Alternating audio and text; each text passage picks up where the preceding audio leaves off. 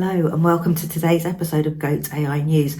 My name's Katie, I'm your host, and today we have some really exciting subjects. We're going to be talking about Apple Intelligence, which should be available to iPhone users and Apple users at the end of this year, but unfortunately only on the iPhone 15 Pro Max model and newer models that will follow on from that. Now, we've all been waiting for this. Apple were working quietly in the background, which is what I've criticised some other major tech giants of not necessarily doing, releasing things before they were necessarily ready.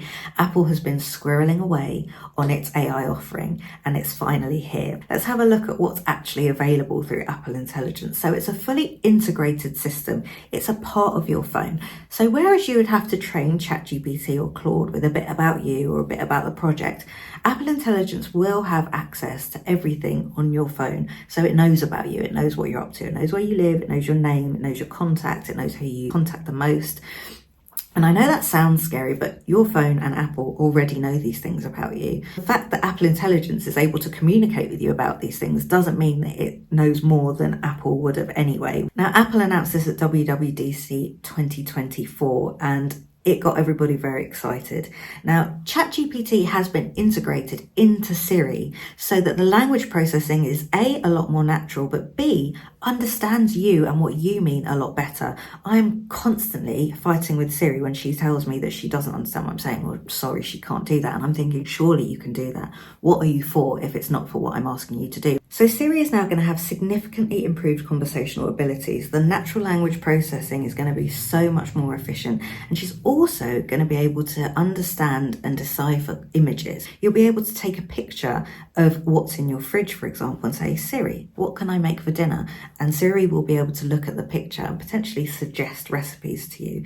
And what Siri is not capable of, for example, if Siri can't suggest recipes, Siri will then outsource the question to ChatGPT, who will then give you, as we know, an extensive range of recipes or whatever it is that you've asked for. I've heard that unfortunately Siri's going to have to ask your permission to do this. You may think that's fortunate depending on your viewpoint. I love ChatGPT and I use it all the time. I would much rather the whole thing was a bit more seamless, but this is still in the very early stages, so who knows what it's going to be like in a couple of upgrades. Not only can she interpret specific images, but Siri will also be able to interpret documents for you, so you can have a PDF or a Word document up on your screen and you can say, hey Siri, explain this to me, I don't really understand what this is about. That's very much in line with the language models that we have at the minute, where you would upload an image and it would explain it to you. But with Siri, she's just there, obviously. You don't need to send things to her. You just call her in the way that you normally would, hey Siri, and she'll pop up and we'll be able to see what's on your screen. So there won't be any need to share. She's integrated. Speaking of integration, this Apple Intelligence is essentially going to be integrated into anything where the cursor is blinking. That's how Tim Cook put it. So that's your notes, your iMessages, Safari, anywhere that you can type, Apple Intelligence is going to be there and ready to help you. Now, speaking of typing, in the same way that ChatGPT and any other large language model can help you with your writing, so can Apple Intelligence, whether that's rewriting something into a specific tone, writing something from scratch based on your notes, summarizing things for you, or even just suggestions of how you can improve the writing that you've already done. Apple Intelligence is going to be able to do that within anything that you're writing. A really exciting use case that's been used as an example is an email open and you saying, hey Siri, reply to this email and highlight all of the questions for me. You will just respond with the answers and it will form that into an email for you and create the relevant fluff to fill it out in the same way that ChatGPT would, but this is going to be within your mail app. So it's like how Copilot is supposed to be fully integrated, but hopefully slightly more effective. It can also work across different apps. So for example, you could say, could you copy this email into a note called things that I need to do for work? Oh, and also make sure that you add the list that was in that text message from Sophie earlier. And it will be able to do that for you, so it can work across different apps. What I think is really exciting and sort of long overdue for Siri actually specifically is the AI being able to remember context. So a brilliant example of this was you being able to say, hey Siri, what time is my mum getting in from the airport? Apple Intelligence will then look through your messages with your mum, be that email, iMessage, whatever. It will pull out a flight confirmation. It will find the time that she's getting in. You can say, what airport is she getting into and how long will it take me to get there? It will then go to maps in the background. It will figure it out. It will let you know the answer with a little widget looking thing that shows you the route. You can then say, what time did we say we were going to to lunch and where are we supposed to be going? And it will look either in your calendar, but if you haven't added it to your calendar, it will refer back to the conversation history. So it's working for you. You don't need to sort of do things in the right order. It's able to sort of second guess you. It doesn't just look in the calendar for events that you've created. It can look through your messages to find the answers as well. So it's all really clever and works in a way that you've kind of probably wanted Siri to work all along, but now it's actually going to do it. So Apple's AI offering isn't all about Siri. There's also image generation tools. Image Playground is Apple's AI image generation tool, which is also going to be integrated into all of your messaging apps and your writing apps, but also a standalone separate thing that you can access. It means that you'll be able to illustrate points much better. So you can say, hey Siri, insert an image here to illustrate the points that I've made in paragraphs 2 and 3.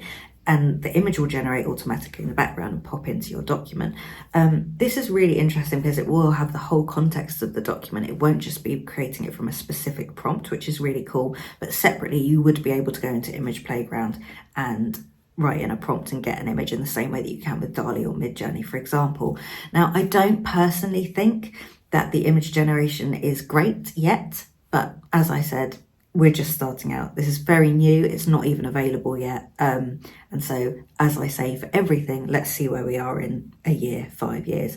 Now, there's also something called GenMoji, where you are going to be able to create your own specific emojis. Have you ever thought, I'm sure that there's an emoji of XYZ, and looked through and scrolled through the 15, 16 million different pages of emojis and not been able to find it?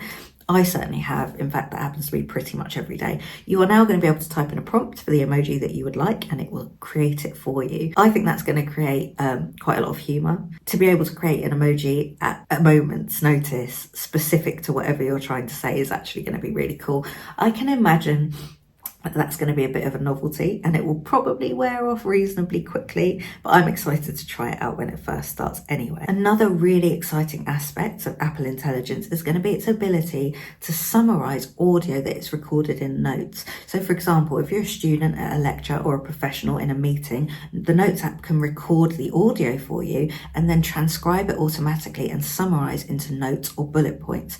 You can ask it to pull out everything that this person said or pull out everything that's to do with this specific subject, and it can do that based on the audio alone and produce you a really concise document, which is going to be really incredible for working professionals and students, or whoever might want to listen to something out loud and then just have a written down summary afterwards, which I know I do often, even just for personal reasons, for subjects that I'm interested in. I'd love to have audio summarized in a concise and easy to consume way if I want to refer back to it. So that's going to be really interesting for a lot of people, I think, and it's just another example of ways that AI is going to really improve all of our lives. And I can imagine that in a really short amount of time, probably less than 5 years, we're going to take all of this kind of stuff for granted. But when my generation were at uni, we were taking notes by hand. So this is a big step in a very short amount of time. It's really cool. And I can't wait to see how effective it is. You know that some of these note-taking apps or these transcription apps are actually quite far off and you end up with quite a lot of nonsense that you have to pick through. I'm hoping that this is going to be better than that, but that is obviously yet to be seen. A slightly less exciting, but hopefully really productive way that this can also be used is to prioritize your notifications. We've all been part of groups that we're not that interested in on WhatsApp, and you'll get 50 notifications from 50 different people and you don't want to read them and you don't care. You mute the group, you move on with your life. Apple should now be able to tell how you prioritize things by how often you access them, how often you dismiss the notifications, whether or not you click on them immediately as they pop up. And based on that kind of analysis, we'll prioritize your notification for you. Now, this might take a little bit of time for it to get used to how you work and how you think. But once it's there, that should be really useful. If there's a specific sender where you always open their emails and action it straight away, you're more likely to get a higher prioritized notification for communications from that person. And that's really interesting, I think. We already have that to some degree and always have in terms of junk, spam, high priority emails.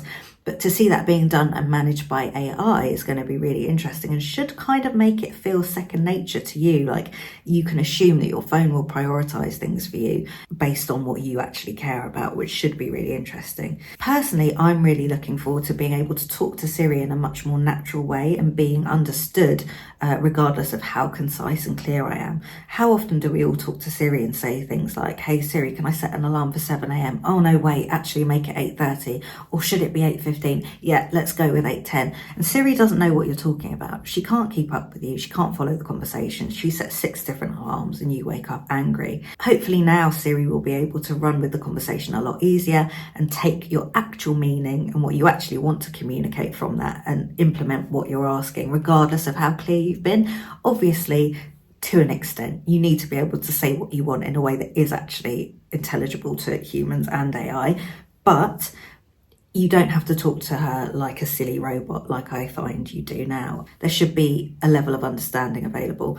Like with ChatGPT, when you speak to it using the voice interface, you can kind of dance around a subject. You don't have to really know what you mean, because often humans don't.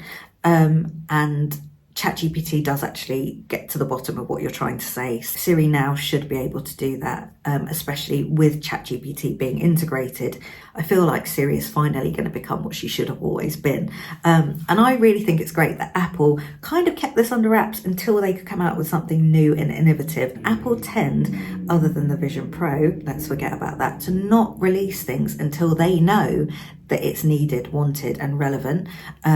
So let's see where this goes, but I'm personally really very excited. So that is us for today's episode. Again, thank you so much for joining me and bearing with me this whole time. Please do like, comment, subscribe, the usual, just to show me that you're there. And I will be back very soon.